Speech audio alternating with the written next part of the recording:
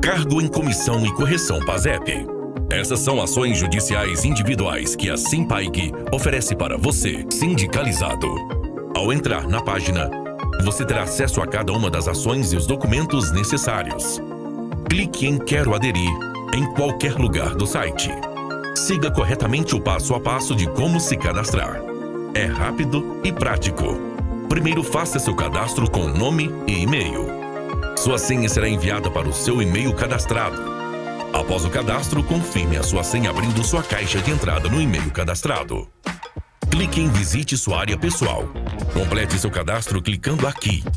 Preencha com seus dados pessoais e clique em Gravar. Faça a escolha da ação judicial que você quer aderir clicando aqui. Veja que você pode escolher mais de uma. Clique em Voltar e clique em Documentos da ação que você escolheu. Após escolher a ação que você deseja, imprima os documentos solicitados e escaneie. Importante: é necessário que os tamanhos dos arquivos estejam compatíveis com o sistema do jurídico.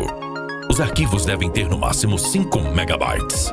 Caso não esteja, acesse o site www.smallpdf.com e comprima seus documentos.